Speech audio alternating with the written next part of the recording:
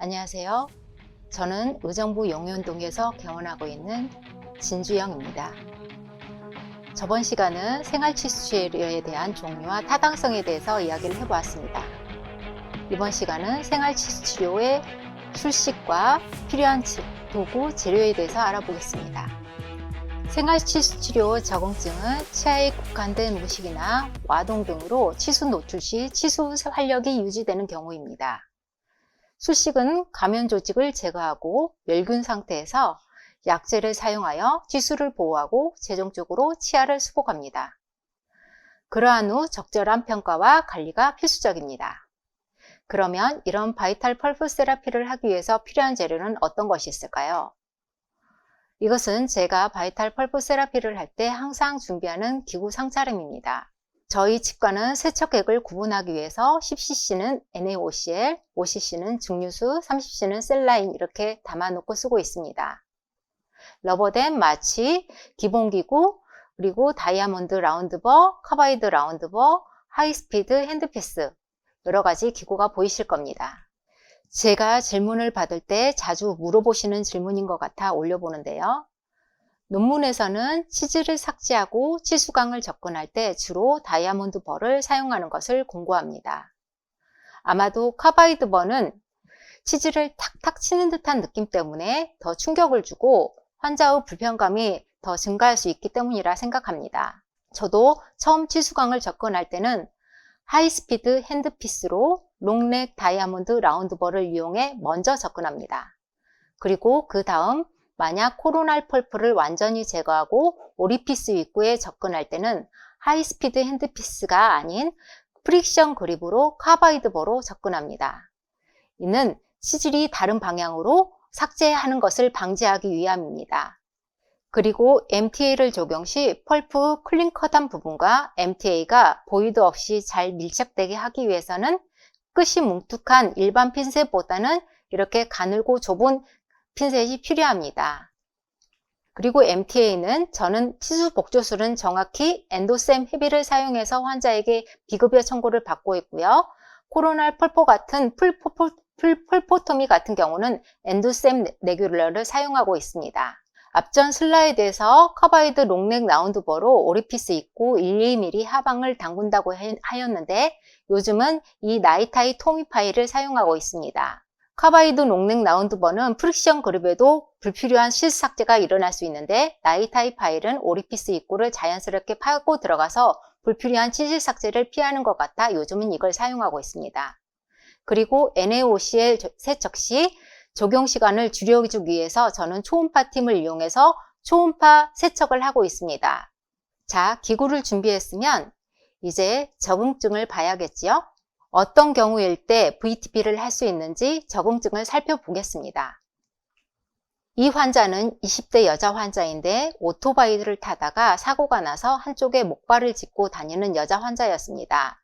오실 때 치아에 구멍이 났다는 주소로 오셨는데 기존 골드 인레이 하방으로 2차 우식이 있고 구 주변 마지날 니즈 부분이 깨져서 떨어져 나간 상태였습니다.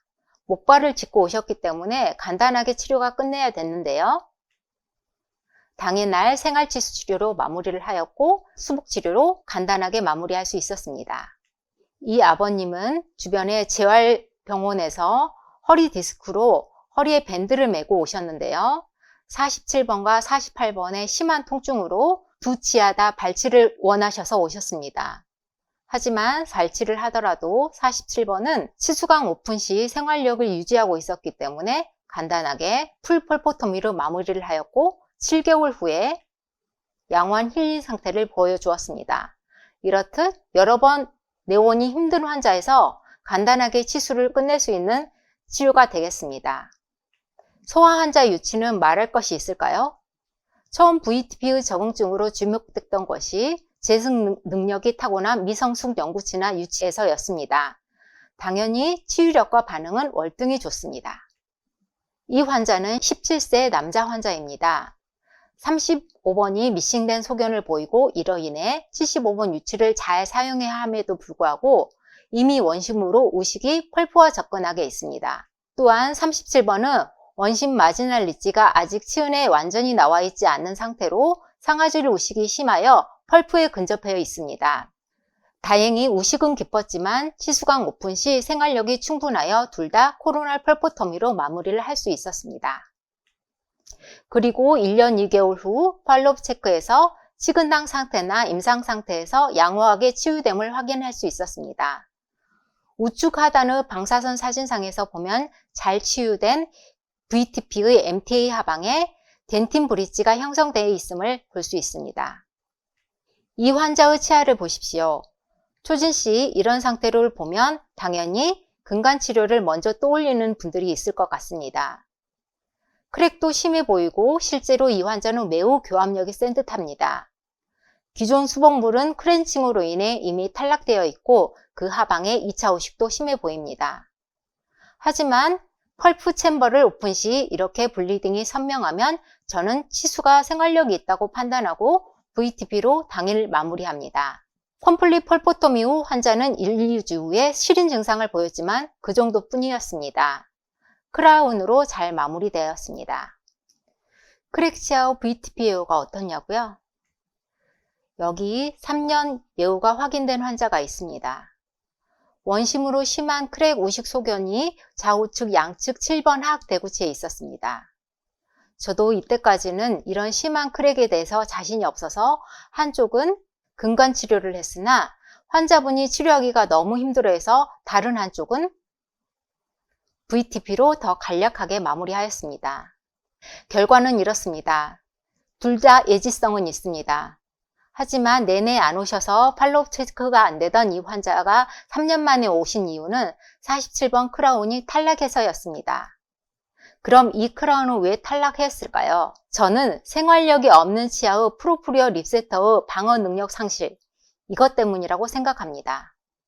치아 내부 치수를 완전히 제거하는 것과 살리는 것은 치아의 장기적인 수명에 더 도움이 된다는 보고가 있습니다. 그 대표적인 장점이 교합력인지며 이렇게 크랙이 발생할 정도로 교합력이 센 사람의 경우는 프로프리오 립세터를 더 유지할 수 있는 바이탈리티가 있는 치아가 치아의 장기적인 수명에 더 안정적이라는 논문 보고가 있습니다. 신경치료가 치수가 살아있는 치아의 대조군 치아에서 비교해 보았을 때 교합 부하에 대한 민감도가 감소한다는 내용으로 신경치료 후 치아 손상 발생률이 높이는 요인이 될 수 있다는 내용입니다. 즉, 크랙 치아일수록 치수를 보존하는 치료 옵션은 매우 중요하다고 할 수 있겠습니다. 이 환자 또한 센 교합력으로 인해 치아의 교합면 교모량이 현저한 환자입니다. 이 케이스 같은 경우 나란한 치아의 대구치에서 한 치아는 이미 치수가 개사된 상태로 오셔서 36번은 근간치료로 그리고 37번은 치수 생활력이 건전하여 VTP로 마무리하였습니다. 그리고 2년 뒤 팔로업된 환자의 상태는 모두 양호한 힐링 상태를 보였고 식은단 산지도 양호함을 보입니다. 즉 적응증과 적절한 치료 선택을 잘하고 주의점만 잘 지키면 RCT든 VPP든 모두 안전한 임상 출시기라 확신합니다. 과민 증상의 치아에서도 VTP는 유용합니다. 이 환자는 상당히 예민한 환자였는데요. 2023년 5월 46 골드 인레이 근심으로 2차 우식이 있어서 골드 인레이를 제거하고 하이브리드 세라믹으로 치료를 하였습니다. 하지만 치료 후 환자는 계속 실효하셨고 글루마도 도포하고 인레이를 다시 한번 해드렸는데도 환자분은 여전히 실효하셨습니다. 환자분이 굉장히 예민하고 치아에 대한 애정이 남다르셨는데요. 그래서 신경치료를 하는 것을 굉장히 꺼려 하셨습니다. 하지만 제가 살아있는 신경치료, 즉 생활치료를 권유드렸고 이 환자는 당일 VTP, 풀폴포토미로 마무리하여서 과민 증상이 사라지셨습니다. 환자 또한 저 또한 만족한 치료가 되었습니다. 근간치료를 하기에 좀 난해한 치아의 해부학적 구조가 있습니다. 이렇게 상악 최후방 구치에서 굉장히 커베이처가 심한 치아에서는 기구 접근도 힘들고 환자도 굉장히 힘들어할 수 있습니다. 또한 이 환자는 제2소구치에서 근간치료를 시행하였는데요. 상악동과 치근단이 관통되어 있는 상태에서 NaFCA를 적용했을 때 굉장히 힘들어하였습니다. 해부학적으로 이렇게 상악동과 치근이 관통되어 있는 상태에서 근간 치료는 굉장히 힘든 치료라고 할 수 있겠습니다. 또한 이렇게 견치 같은 경우에는 치주 점막이 치근단 하방에서 붙어 있을 경우 치근단 통증을 야기하는데요. 이 환자 같은 경우도 이렇게 근간 치료를 잘 마무리하고 통증을 호소하셔서 7개월 후에 치근단 절제술을 통하여 치료를 마무리할 수 있었습니다. 이렇게 해부학적으로 위치 이상이나 아니면 형태 이상이 있을 경우는 근간 치료보다는 VTP로 간단하게 치료를 마무리할 수 있는 이점이 있습니다. 이런 임플란트 대합치는 어떨까요? 장기적으로 무치약 상태였을 때 대합치는 정출된 상태가 될 수 있습니다. 교정적으로도 함입을 할 수 있지만 교정적인 함입은 치료 시간도 오래 걸리고 교정의사가 아니면 굉장히 힘든 치료로 알고 있습니다. 하지만 VTP로 마무리한다면 굉장히 깔끔하고 간단하게 마무리할 수 있는 치료를 하겠습니다. 이 증례도 마찬가지입니다. 이 환자는 저한테 46,7번 임플란트를 식립하였고 대합치인 16은 정출되고 인전면에 심한 노식으로 인해 보철 치료를 계획하셨습니다. 정출량이 많았기 때문에 근간 치료를 피할 수 없었는데요. 환자분이 굉장히 겁이 많으셨기 때문에 임플란트도 임플란트지만 대합치의 근간 치료나 보철 치료에 대해서 겁을 많이 내셨습니다. 하지만 당일 VTP로 마무리하였고 1년 팔로우된 상태에서도 힐링 상태는 양호하였으며 환자분도 굉장히 만족해 하셨습니다. 생활치수 치료 과정은 어떻게 진행될까요? 제가 이렇게 간단히 글로 써 놓았는데요. 간단히 한번 읽어보시고 그림으로 한번 사진으로 한번 설명해 드리겠습니다. 이 케이스는 26번 아말감 수복 하방으로 2차 우식이 있었고 치근의 형태가 슬림하고 치근의 길이도 길어 보이면서 치수광이 넓어 보이는 형태인 우상치아의 2차 우식 증례입니다. 여러분은 이러한 치아를 만났을 때 어떤 치료 옵션을 선택하시는지요? 우상치인 만큼 해부학적 형태가 근간 치료를 하기에는 난이도가 꽤 있어 보이는 형태입니다. 우선 너버뎀을 걸어줍니다. 기존 수복물을 제거하고 하반의 2차 우식까지 제거해 줍니다. 프록시멀 월을 쌓아서 치료 후에도 2차적인 마이크로 리키지가 일어나지 않도록 꼼꼼히 보존적인 수복 치료를 해줍니다. 네, 다시 한번 프록시멀 월에서 갭이 없이 잘 접착되었는지 확인합니다. 풀폴포토미의 경우는 코로날 펄프는 완전히 제거하고 라디큘러 입구에서 펄프를 깔끔하게 끊어주는 것이 치료 후 좋은 예후가 결정됩니다. 그러므로 풀폴포토미는 캐나르 오리피스 입구까지는 확실히 열어주어야 합니다. 이 치아는 우상치로 비록 상악 제1대구치라고는 하지만 약간 치아의 근간 입구 형태가 일반적인 상악 제1대구치 형태에서 벗어나는 형태였습니다. MB, DB, 팔레탈 근관이 일직선인 위치가 보입니다. 오리피시스 입구 치수를 얼마나 깔끔히 절제하느냐가 치료 후 예후를 좋게 해줍니다. 덴칠 쉘프에 의해서 가려진 이스무스 하방의 치수까지 깔끔히 정리해 주는 것을 추천드립니다. 때 롱넥 카바이드 라운드버를 통해서 프릭션 그립으로 덴틴 쉘프를 제거해 줍니다. 그러면 오리피스 입구를 확실히 열었다는 전제 조건 하에서 치수각 내부를 정리하고 남아있을지도 모르는 우식 상화질과 펄프 상부에 존재하는 덴틴 칩을 소독하기 위해서 NOCL을 근간 와동에 적용하고 토미용 팁으로 초음파 세척을 합니다. 저는 개인적으로 프리믹스 엔도셈 MTA를 적용하기 전에 초음파 세척을 추천하나 만약 토미용 팁이 없다면 스케일러 주스를 끄고 약간이라도 근간 와동에 NOCL이 있는 상태에서 적용해 주는 것을 추천드립니다. 적절한 두께의 MTA를 치수광에 패킹하는 것을 추천드리고 먼저 처음 오리피스 입구에 MTA를 패킹하고 어느 정도 젖은 코튼 펠렛으로 다져준 후에 두 번째 MTA를 적용합니다. 이는 MTA가 어느 정도 두께가 있어야지 하방의 치수가 보호될 수 있기 때문입니다. 말로 설명하는 것은 좀 그래서 동영상을 한번 보여드리겠습니다.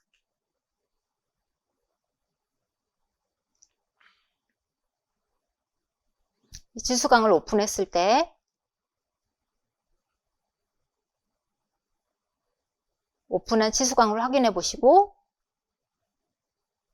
스케일러 팁으로 하방의 치수광절을 확인하고 롱넥 카바이드 라운드보로 덴트 쉐이퍼를 조금씩 제거해 줍니다.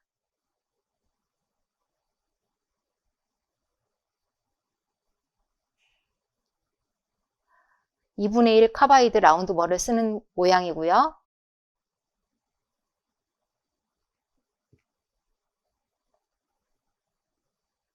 스케일러로 다시 한번 펄프 챔버의 바닥을 정리해 줍니다.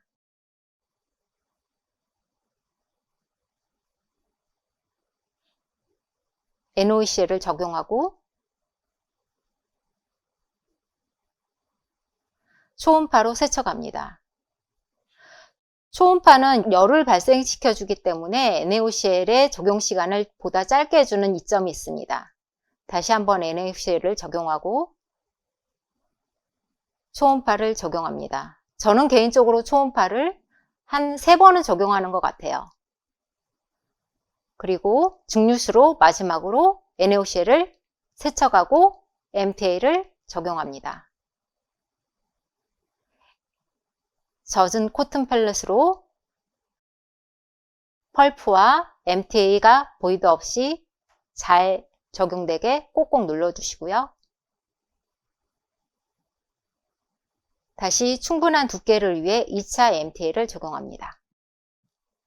방사선 사진으로 수류 처치를 확인합니다.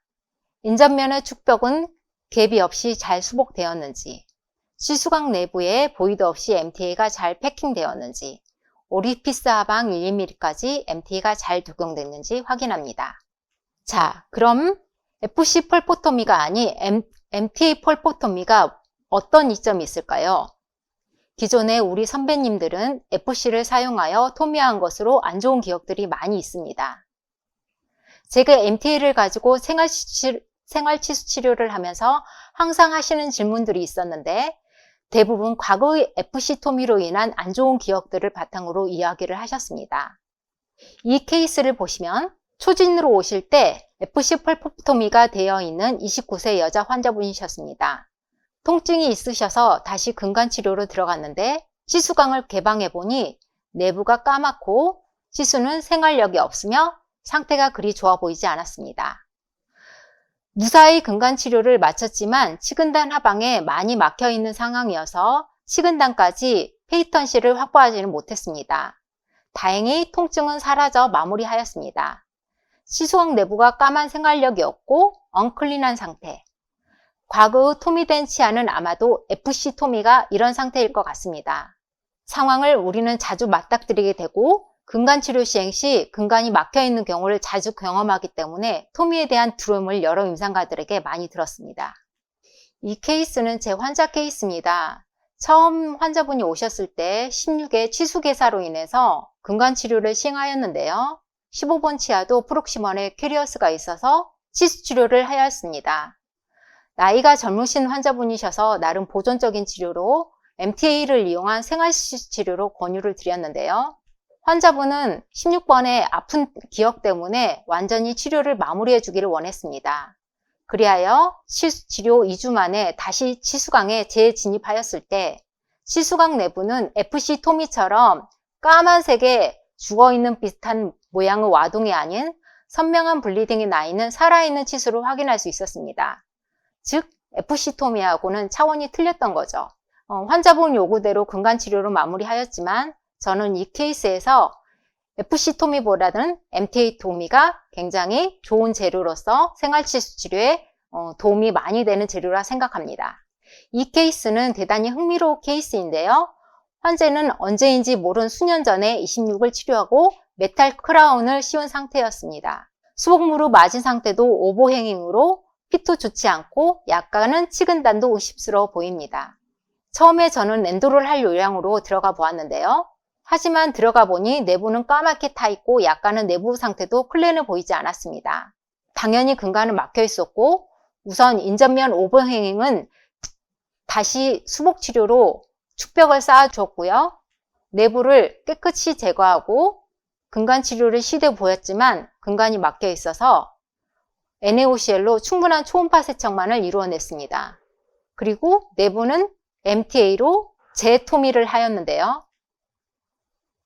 결과는 만족스러웠습니다. 재토미 후 1년 후 치근단 사진입니다. 더 자세히 보기 위해서 CTV를 보시겠습니다. 2023년 12월에 치료 전에는 국외 근관층에 약간 라디오 루센시안 레어팩션이 보였는데요. 치료 후 1년이 지난 상태에서는 국외 측의 근간의 방사선 투과성이 약간은 사라짐을 볼 수 있습니다. MTA를 이용한 생활치수 치료는 적응증만 잘 선택하시고 술식을 잘 이행한다면 성공적인 생활치수 치료로 마무리할 수 있음을 보여드렸습니다. 다음 시간에는 이러한 생활치수 치료에 대한 주의점, 고려점, 그리고 생각할 점에 대해서 말씀드려 보겠습니다. 감사합니다.